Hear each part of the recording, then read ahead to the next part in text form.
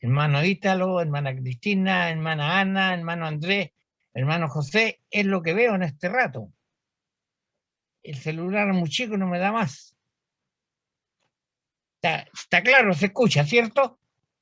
Alabo a Dios, como lo dijo mi hermano José también al principio, por su gran amor y misericordia para mi vida y por concederme el privilegio de compartir su palabra en esta mañana con ustedes.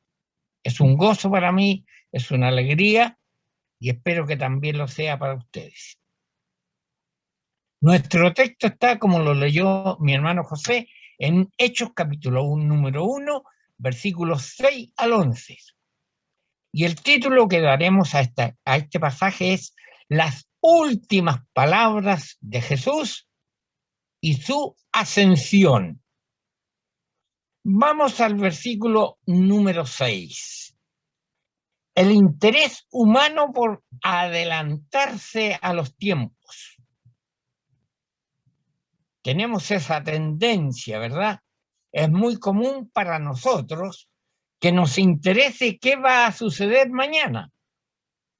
Como por ejemplo, ya estamos pensando quién irá a ser el próximo presidente de Chile. Nos gustaría saber ya, pero tenemos que esperar noviembre la elección y a lo mejor viene una segunda por ahí a fin de año y quedamos ahí siempre esperando. Es muy común para nosotros entonces que nos interesemos qué va a suceder. Los discípulos también tenían esta inquietud. También querían saber algo más de lo que va a pasar mañana. Y le preguntaron al Señor Jesús, ¿restaurarás el reino de Israel en este tiempo? Importante pregunta, ¿cierto? Para ellos importante. ¿Restaurarás el reino de Israel en este tiempo?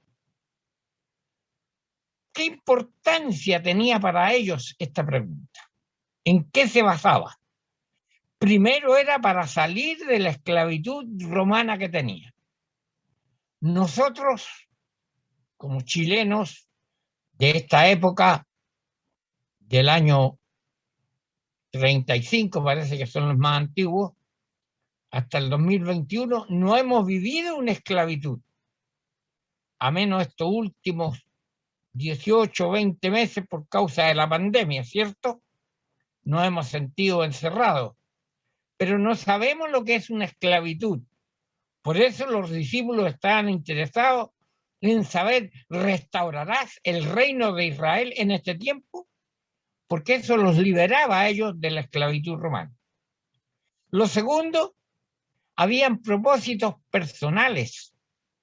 Recordemos a Jacobo y Juan, según Marcos 10, 35 al 37. Le preguntaron a Jesús que cuando Él venga en su reino, Señor, ¿te podemos hacer una pregunta? ¿Te podemos pedir algo? ¿Qué será? Que cuando tú vengas en tu reino, yo me sienta a la derecha y el otro a la izquierda. Usted se acuerda de ese pasaje, ¿cierto? Entonces había un interés personal por saber si él iba a restaurar en este tiempo o en ese tiempo el reino, para tomar una ubicación de privilegio, querer ser un primer ministro, querer ser el ministro del Interior, no sé qué pensaban ellos, cómo se gobernaban, pero querían estar ahí, ¿cierto? Ahora, es interesante pensar, hermanos, que después de tanto tiempo junto al maestro, aún ellos no entendían el real propósito de Dios, de enviar a Jesucristo su Hijo, no a restaurar un reino material, ¿cierto? Era lo que ellos esperaban, un rey que los sacara de la esclavitud, sino que Dios envió a su Hijo a morir en la cruz del Calvario para perdonar mi pecado y su pecado. Y el pecado de los discípulos y el pecado de todo el mundo que quiera acercarse al Señor. Ese era el propósito de Dios. Pero todavía los discípulos tenían en mente la idea de tener un reino material. Esto entonces implica que su pregunta era irrelevante a su tarea presente y futura. El versículo 7 encontramos la respuesta de Jesús. La leemos aquí en lo que leyó mi hermano José. El 7 dice, y él le dijo, no os toca a vosotros saber los tiempos o las sazones que el Padre puso en sus manos. Vea lo que dice la Nueva Traducción Viviente. Solo el Padre tiene la autoridad para fijar esas fechas y tiempos.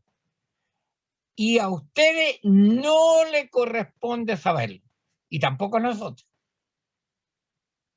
Tampoco a nosotros. La Biblia, Dios llega al hombre y dice, no les toca a ustedes, que me están mirando, ni me toca a mí. No les toca a ustedes saber en qué día o en qué ocasión hará el Padre las cosas que solamente Él tiene la autoridad para hacer. Una respuesta que dio el Señor Jesús categórica, que no tiene discusión. Solamente el Padre tiene la autoridad. Ninguno de nosotros puede saber el tiempo. Las instrucciones que dio el Señor Jesús, eso las encontramos en el versículo número 8. Lejos de enseñar, de repetirle que su reino no era material, sino que era espiritual, habla acerca de lo que Él va a hacer en ellos. Les dice, recibiréis poder. La Biblia, versión Reina Valera 1909, dice, recibiréis la virtud del Espíritu Santo. Esta Biblia dice, recibiréis poder, pero vosotros recibiréis poder. Me gusta la traducción entonces de la Biblia 1909 que habla de la virtud del Espíritu Santo. La misión de los apóstoles al recibir el Espíritu Santo consistía en esparcir el Evangelio, y es la razón principal del poder del envío del Espíritu Santo para esparcir el Evangelio. Este suceso cambió en forma dramática la historia del mundo, porque permitió que el mensaje del Evangelio llegase a todas partes, hasta lo último de la tierra. Para eso vino el Espíritu Santo, para que el Evangelio les dio poder para que sea esparcido. Pero aún el Espíritu Santo, ya que estamos hablando de él, que el Señor Jesús dijo que iba a venir, tiene algunos otros ministerios importantes para nosotros. Es una larga lista de ellos, escogí algunos pasajes. Dice que el Espíritu Santo establece su morada en el creyente. Eso lo vemos en 1 Corintios capítulo 3, versículo 16. Dice, ¿no sabéis que sois templo de Dios y que el Espíritu Santo mora en vosotros? Y en 1 Corintios 6, 19 dice, un poco repitiendo esta idea, ¿o ignoráis que vuestro cuerpo es el templo del Espíritu Santo, el cual está en vosotros, el cual tenéis de Dios y que no sois vuestros? En este pasaje de Corintios 6, 19, subrayé, dice que el Espíritu Santo, el cual está en vosotros, en nosotros. Y a veces pedimos, Señor, envía tu Espíritu Santo. Su palabra dice que su Espíritu está en nosotros. El día que creímos, el día que aceptamos al Señor Jesús, el Espíritu Santo entra a hacer morada en nuestros corazones, en nuestras vidas. Él nos bautiza, ¿cierto?, con su Espíritu Santo, el cual dice, vuelvo a leer el versículo, ¿o ignoráis que vuestro cuerpo es el templo del Espíritu Santo, el cual está en vosotros, el cual tenéis de Dios? Lo tiene de Dios. Hermano, hermana, tenemos el Espíritu Santo de Dios y que no es nuestro. Entonces, establece su morada en nosotros, está presente, está en nuestros corazones. Intercede por nosotros también el Espíritu Santo. Un versículo que te conoce. Romanos 8:26. Y de igual manera el Espíritu nos ayuda en nuestra debilidad. Pues ¿qué hemos de pedir como conviene? No lo sabemos. Pero el Espíritu mismo intercede por nosotros con gemidos indecibles. El Espíritu Santo que está en nosotros toma nuestras oraciones, que a veces no sabemos qué pedir, a veces no sabemos cómo pedir, pero Él las toma y las lleva al Padre con gemidos indecibles. El Espíritu siente nuestra necesidad, siente nuestro dolor, siente nuestra incapacidad. Todo lo que no podemos, Él lo puede, lo toma y lo lleva al Padre con gemidos indecibles. Cuando nosotros clamamos, Él toma nuestro clamor. Por eso tiene una importancia relevante nuestra oración. También el Espíritu regenera. Hablando Jesús con Nicodemo, en los versículos, en Juan capítulo 3, versículos 5 y 6 dice, respondió Jesús, de cierto te digo, que el que no naciere del agua y del Espíritu no puede entrar en el reino de Dios. Lo que es nacido de la carne, carne es. Y lo que es nacido del Espíritu, Espíritu es. Y ahí usted sabe que Nicodemo le dijo, Señor, ¿cómo voy a entrar en el vientre de mi madre? ¿Cierto? No entendía lo que el Señor quería decirle. Por eso es importante repetir el cual está en vosotros. Cuando creemos, el Espíritu Santo viene y transforma y cambia y nos hace diferente. Nos regenera. También nos santifica. Primera de Corintios, capítulo 6, versículo 11. Y esto erais alguno de vosotros. Mas ya habéis sido lavados, ya habéis sido santificados, ya habéis sido justificados en el nombre del Señor Jesús y por el Espíritu de nuestro Dios. Él nos regenera, Él nos santifica y Él nos sella, nos pone un sello. Los que somos más antiguos, los que vivimos la etapa del 60, ¿cierto? Cuando se mandaba una carta con algún documento especial, se tomaba el lacre, un asunto así cuadrado, como un lápiz, pero era cuadrado, y se le ponía calor y se derretía eso. ¿Quién de ustedes lo usó? No sé, pues, mi hermano Pinto a lo mejor lo conoce. En su trabajo sí, está parando el dedito ahí, viene hermano Pinto, y se le ponía el lacre y el sello, un timbre se ponía ahí. ¿Ah? Yo trabajé en el banco, muchas cartas iban con Banco del Trabajo. Y esa carta solamente la podía recibir ¿quién? ¿A quién iba dirigida? Nosotros somos sellados. No con un timbre, sino con el Espíritu Santo de Dios. Efesios 4:30. Y no contristéis al Espíritu Santo de Dios, con el cual fuisteis sellados para el día de la redención. Cuando el Señor venga, porque somos su pueblo, estamos sellados, vamos a estar presentes en la presencia de nuestro Dios. Qué maravilloso es el poder, es el amor de Dios para cada una de nuestras vidas. Dios nos ayuda a entender estas verdades que están en la palabra del Señor. Y no contristéis al Espíritu Santo de Dios, con el cual fuisteis sellados para el día de la redención, que es ahí donde vamos a ir terminando después nuestro tema en esta mañana.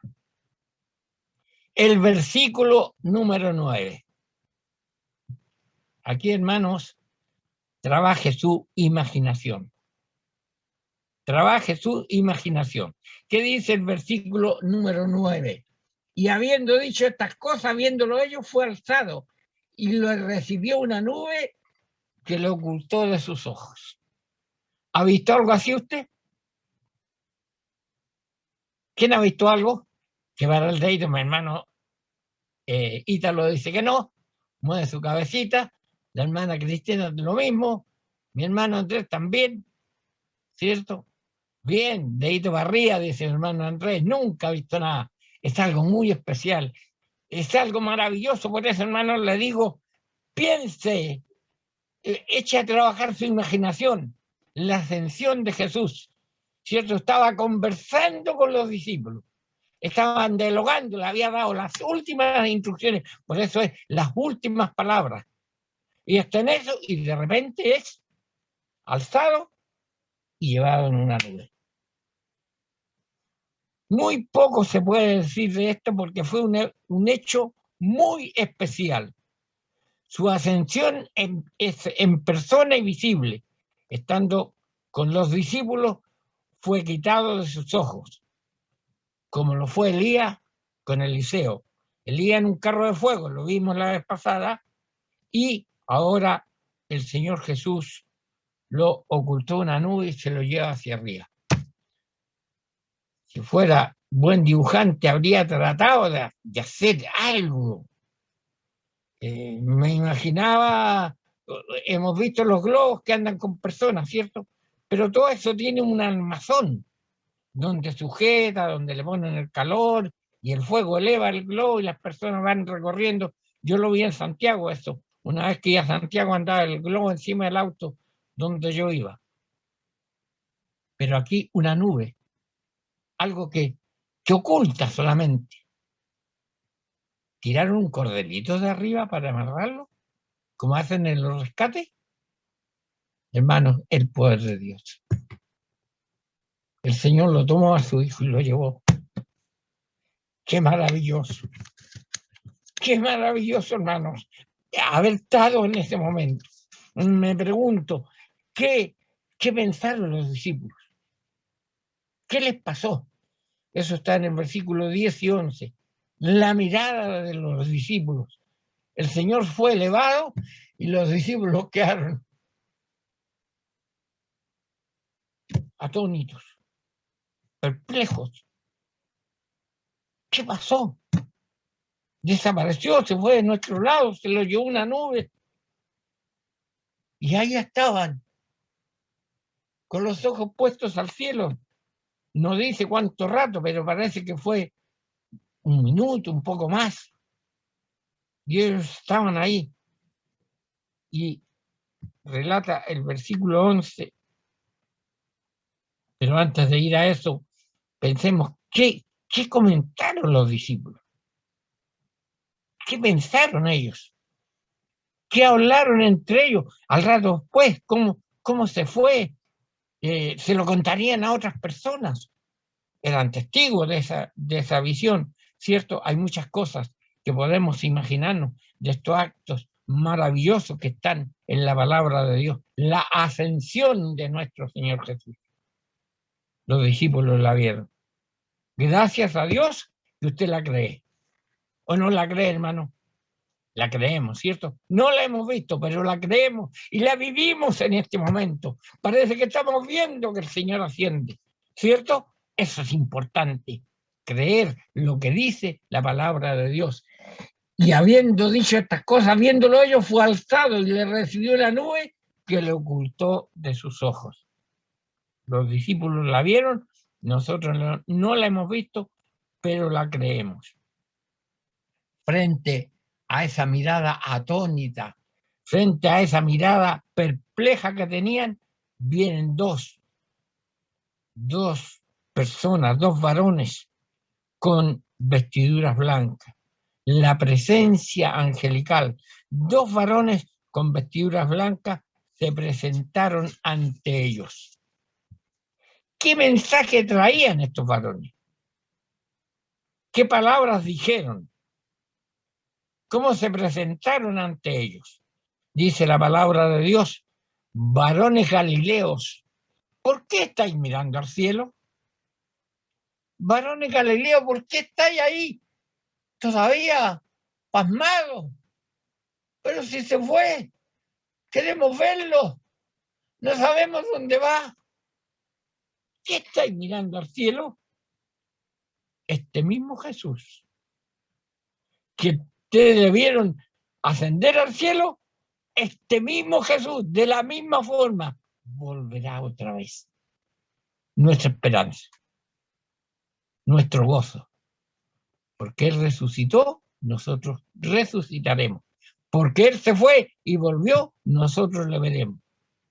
La pregunta que muchos se hacen, y que nosotros también la hemos hecho, ¿cuándo volverá nuestro Señor? ¿Cuándo? ¿Hoy día? ¿El 2030? ¿El 2050? Hermano José Daniel, ¿cuándo cree usted que volverá el Señor? No me atrevo a decirlo. No se atreve a decirlo. Hermano Ítalo, no se atreve a decirlo. Mi hermano Andrés se me perdió, pero ¿me está escuchando por ahí? Hermano Andrés, no lo tengo en pantalla. No me escucha. Pastora, ¿cuándo vuelve el Señor? El día y la hora no se sabe, dice la Biblia. El día y la hora no se sabe. Pero hay algunos que fijaron fecha. Por ahí por el 949, creo, no me acuerdo. Pero fijaron fecha. Y no llegó el Señor y después dieron, no, es que faltaba un detalle, va a venir en tal fecha. Y no vino. Y dieron otra explicación y tampoco vino. Porque como dice nuestra pastora, todas estas explicaciones, todas esas fechas son falsas.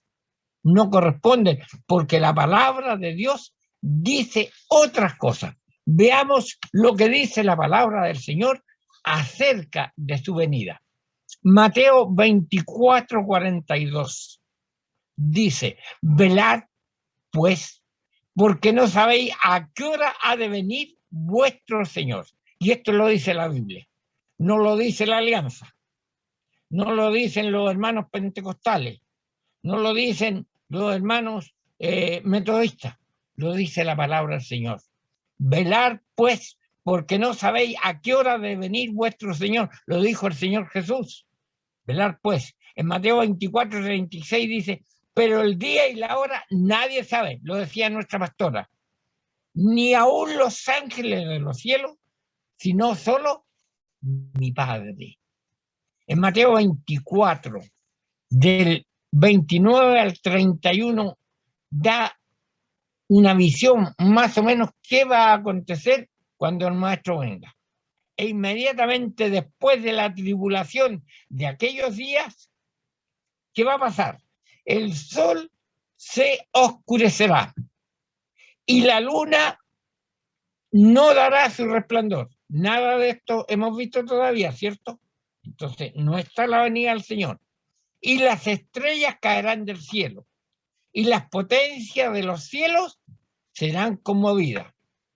Entonces, después de estas cosas, entonces recién aparecerá la señal del Hijo del Hombre en el cielo.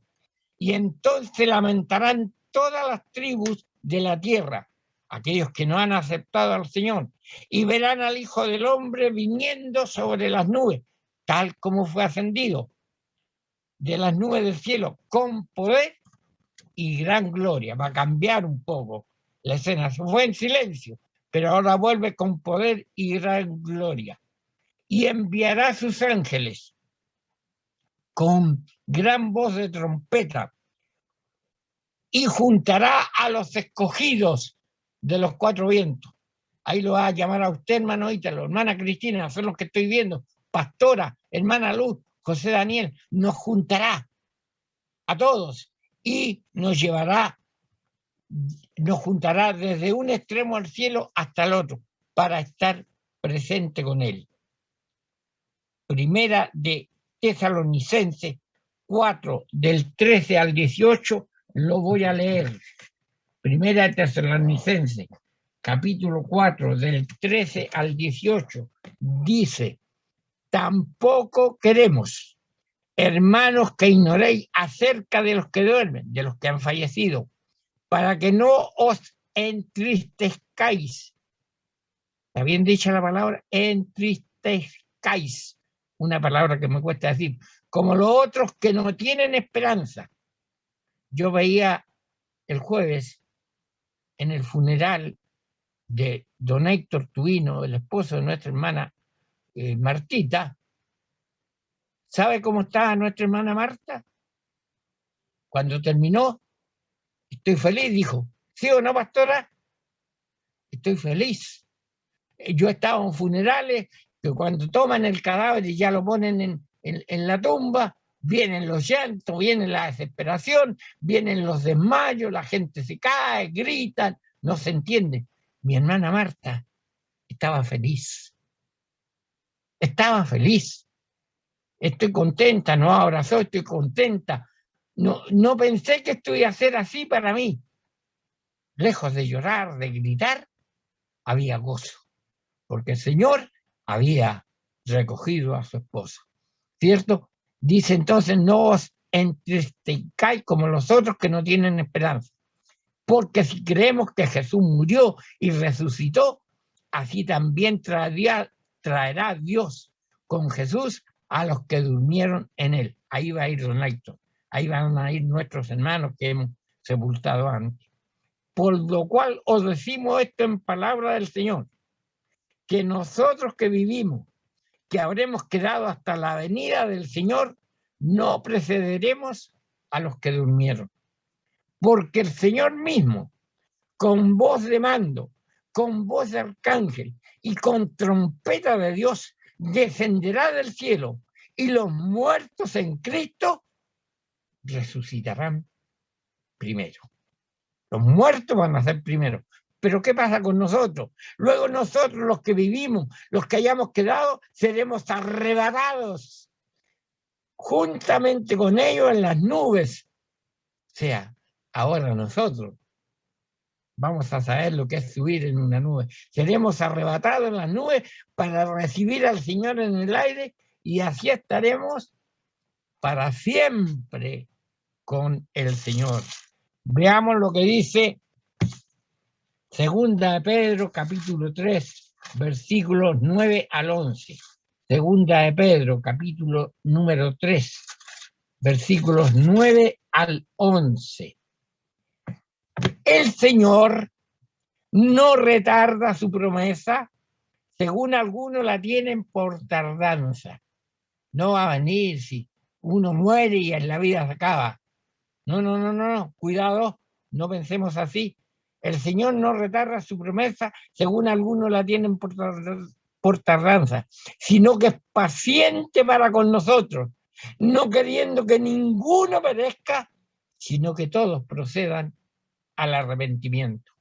Vuelvo a tomar a mi hermana Martita. ¿Cuándo se convirtió su esposo? Días antes de partir. Ahí el Señor, ven para acá, porque tu mujer, tu compañera, ha clamado para ti. ¿Cuánto clamé? Me dijo la hermana Martita. ¿Cuánto clamé? Pero el Señor lo esperó, no esperando que todos se arrepientan, no queriendo que ninguno merezca, sino que todos procedan al arrepentimiento. Pero el día del Señor vendrá como ladrón en la noche. Esto certifica que no hay fecha. El ladrón no avisa cuando viene. Pero el día del Señor vendrá como ladrón en la noche, en el cual los cielos pasarán con gran estruendo y los elementos ardientes serán deshechos y la tierra y las obras que en ella hay serán quemadas. Y el versículo 11, mire que es importante, puesto que todas estas cosas han de ser deshechas, ¿cómo lo debéis vosotros? Nosotros, ahora, ¿cómo lo debéis nosotros? ¿Cómo lo debemos andar en santa y piadosa manera de vivir? Sabiendo que el Señor viene, ¿cómo no hemos de andar en santa y piadosa manera de vivir?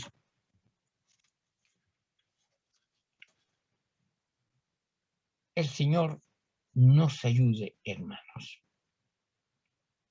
El Señor viene. ¿Qué podemos decir a todo este pasaje? ¿Cuál es su pensar en este momento? El Señor viene. Esta es una verdad. Quienes han dicho iba a venir en tal fecha, eso era falso. Pero la Biblia no miente. Sean todos los hombres mentirosos, mas Dios es veraz. Y esto es palabra de Dios. ¿Cuál es nuestro mensaje en este momento? Es una promesa que nos alienta, que nos da fuerza, que nos da energía para salir adelante. Esta gran verdad que está en la palabra de Dios, ¿cómo nos estamos preparando frente a esta gran verdad? Meditemos en el último versículo del apóstol Pedro. Puesto que todas estas cosas han de ser desechas, ¿cómo no debéis vosotros andar en santa y piadosa manera de vivir? El himno que cantamos, el primero dice, yo sé que me espera una corona. Lo sé, lo sé. En Cristo nos espera una corona. ¿Cierto? Pero la nueva traducción viviente dice, dado a que todo esto será destruido, hablando del versículo 3 de la segunda de Pedro, dado a que todo esto será destruido, ¿cómo no llevar una vida santa y vivir en obediencia a Dios? Frente a esta promesa maravillosa, hermanos, que Dios nos va a recoger y nos va a llevar en una nube, ¿cómo no llevar una vida santa y vivir en obediencia a Dios? Lo dice la palabra del Señor. ¿Qué podemos decir nosotros? Solamente orar, solamente pedir misericordia, solamente clamar a Dios para que podamos estar en obediencia a su palabra, cumplir lo que el Señor pide, hacer como el Señor espera, acercarnos cada día delante de su presencia, vivir para honrar y glorificar su nombre, porque hay una corona que nos espera, porque hay un Señor que nos va a recoger y nos va a llevar en la nube. Dios abra nuestros ojos espirituales, hermanos, para que veamos estas grandes verdades que dijo el Señor Jesús. Antes de irse, le dijo a sus discípulos, recibiréis poder para que seáis testigos en Jerusalén, en Samaria, en Judea y hasta los fines de la tierra. Los entendidos dicen que Chile es el fin de la tierra. Ha llegado el mensaje de la palabra de Dios. Él nos ha salvado, Él nos ha redimido, Él nos ha comprado. Por lo tanto, llevemos una vida de obediencia delante de la presencia de Dios. Nos cuesta, es difícil, no es fácil callar, no es fácil aceptar, no es fácil tener paciencia, no es fácil comprometernos con los hermanos a trabajar. No es fácil, hermanos, perdonar. No es fácil, pero tenemos que ser obedientes. Hay un himno que dice, perdonando, Jesús nos perdona y a los cielos nos lleva a reinar. Ganaremos también la corona, perdonar, perdonar, perdonar. Un himno que no está en nuestro himnario, pero es pentecostal y que lo canté muchas veces. Perdonando, Jesús nos perdona y a los cielos nos lleva a reinar.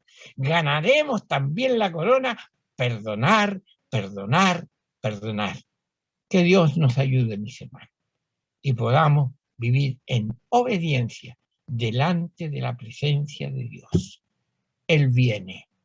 Los ángeles dijeron, así como se fue, va a venir.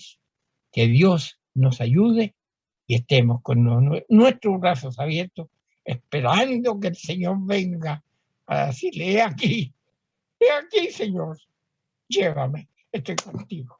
Que Dios nos bendiga. Oremos delante de la presencia de Dios. Padre Celestial, gracias, Señor, por tu palabra. Gracias por el amor que tienes de advertirnos, con buenas palabras, Señor, con palabras tranquilas. Tú pides algo de nuestros corazones. Ayúdanos, Señor, a todo lo que tú quieres de nosotros.